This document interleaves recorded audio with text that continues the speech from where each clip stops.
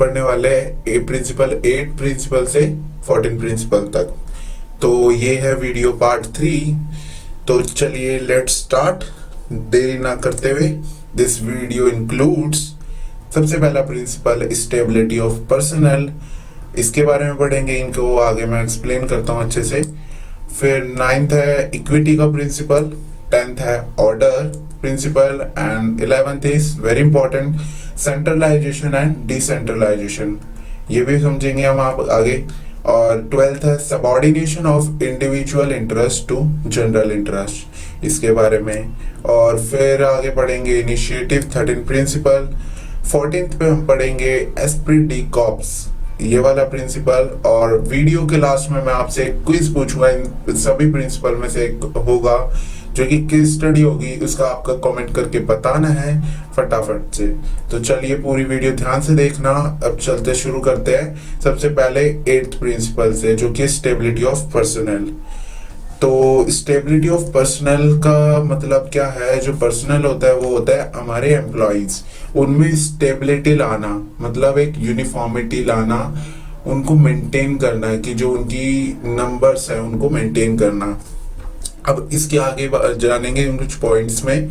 तो सबसे पहला पॉइंट कहता है कि employees one selected should be kept at their position for a minimum fixed tenure, मतलब जो भी एम्प्लॉइज हम सिलेक्ट कर लेते हैं उन्हें हमें रखना है एक उसकी उनकी जो पोजीशन है उस पर ही एक मिनिमम फिक्स टेन्योर के लिए। टेन्योर मतलब होता है टाइम पीरियड के लिए, मतलब कुछ समय के लिए हमें उन्हें रखना है। अभी क्यों रखना है ये भी आगे जानते हैं नेक्स्ट पॉइंट में, कि हमें उन्हें एक रीजनेबल टाइम देना है ताकि वो अपना टैलेंट, अपना पोटेंशियल शो कर सके कि वो जो ऑर्गेनाइजेशन के लिए उनके लिए क्या क्या कर सकते हैं।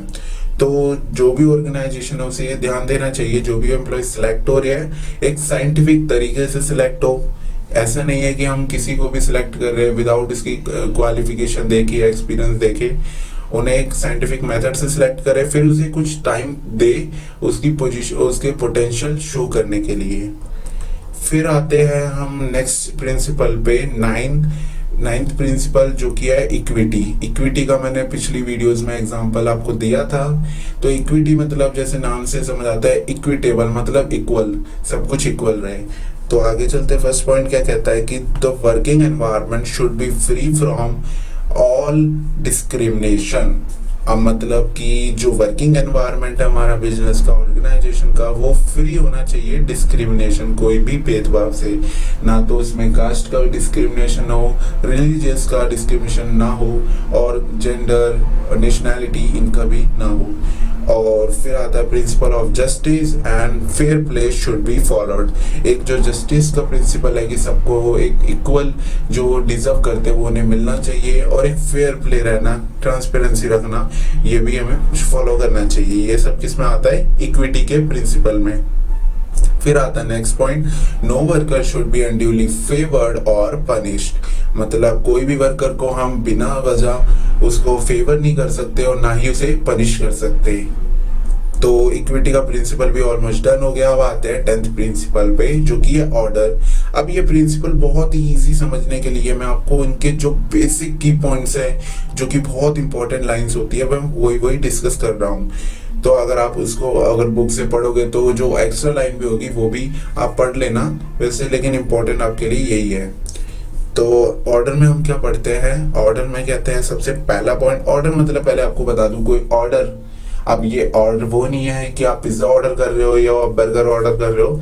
ये ऑर्डर है एक सीक्वेंस चीजों का ऑर्डर। अब इसके बारे में पढ़ते हैं, क्या बात कह रही है कि it refers to a right person should be placed at for a right job and right material should be placed at a right place, मतलब कि जो एक सही पर्सन है वो हमें रखना चाहिए एक सही जॉब के लिए, उसके जो सूट करेगी वो वाली जॉब के लिए। और एक राइट मटेरियल में क्या आता है? हमारे इक्विपमेंट, हमारी मशीनरी, ये चीजें जो फिजिकल रिसोर्सेज है ना, वो सब आते हैं, वो कहाँ पे होने चाहिए? एक सही जगह पे, उनकी सही जगह पे। उससे क्या होगा? हमारी कोऑर्डिनेशन बनेगी, है ना, जो वेस्टफुल एक्टिविटीज है उनका कम होएंगे नंबर्स। फिर नेक्स्ट पॉइंट क्या कहते हैं? अकॉर्डिंग टू फ्यूल के प्रिंसिपल हम पढ़ रहे हैं, तो they are two different orders, कौन कौन से डिफरेंट ऑर्डर्स है हमारे पास। पहला आता है हमारा मटेरियल ऑर्डर। मटेरियल ऑर्डर में क्या होता है, फिजिकल रिसोर्सेज के ऑर्डर, की मशीनरी कहाँ रखनी है। जिससे क्या होता है, फॉर एग्जांपल आपको एग्जांपल से समझाता हूँ कि आप और कोई ऑर्गेनाइजेशन में हो, तो आप जहाँ बैठे हो उससे आपको 10 कदम दूर कोई चीज रखी है और बार बार आपको उसकी नीड पड़ रही है, तो आप उस तक जाओगे आओगे, उसमें क्या लगेगा, आपका टाइम वेस्ट जाएगा, एनर्जी भी कंजप्शन ज्यादा होगी, तो आप जल्दी थकोगे, जल्दी टायर्ड हो जाओगे, और जो भी आपके टाइम लगा वो भी टाइम बेकार में जा रहा है। तो उसमें क्या करना है, हमें वो जो सामान रखा है 10 कदम की दूरी पर, उसको रख लेना अपने पास में, ताकि हमारा टाइम भी बचे, हमारी एनर्जी भी बचे। तो ये होता है फिजिकल रिसोर्सेज का, ये हमने एग्जाम्पल से समझा।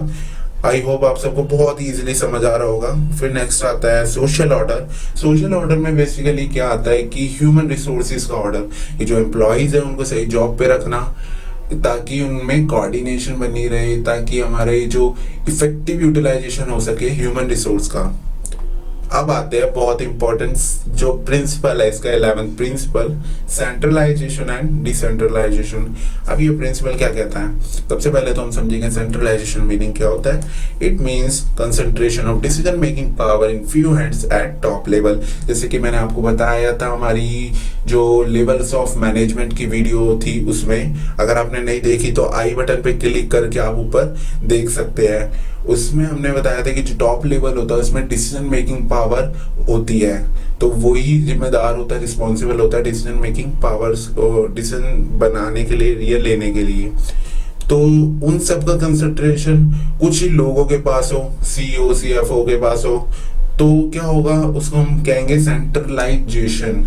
मतलब उन सबका जो भी पावर्स है, उनका डिसीजन मेकिंग पावर्स का कुछ ही लोगों के पास है।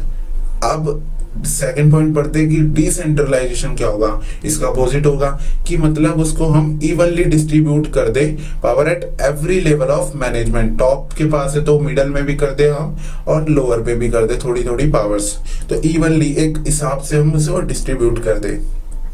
फिर आता है boss should be balanced as no organization can be completely centralized and decentralized. कि कोई भी जो ऑर्गेनाइजेशन है वो हम कंप्लीटली तो कर नहीं सकते कि भाई हाँ कंप्लीटली हम सेंट्रलाइज कर दे या डिसेंट्रलाइज कर दे। फिर नेक्स्ट पॉइंट आता है हमारा centralization prefer to small organization. मतलब जो भी सेंट्रलाइजेशन है वो हम किसके लिए प्रेफर करेंगे, स्मॉल ऑर्गेनाइजेशन में, क्योंकि उसमें लोग कम होंगे, डिपार्टमेंट कम होंगे, तो जो टॉप लेवल है उसके पास डिसीजन मेकिंग पावर रहेगी, तो हम अच्छे डिसीजन ले सकते हैं।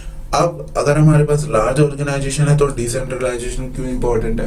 अब आपकी ऑर्गेनाइजेशन काफी बड़ी है तो काफी सारे आपके डिपार्टमेंट होंगे, काफी सारी ब्रांचेस डिपार्टमेंट ये सब होगी, तो अगर आप डिसीजंस डिवाइड नहीं करेंगे तो आप एक इफेक्टिव डिसीजन, जो एक बेटर डिसीजन कह सकते हो आप, वो नहीं ले पाओगे।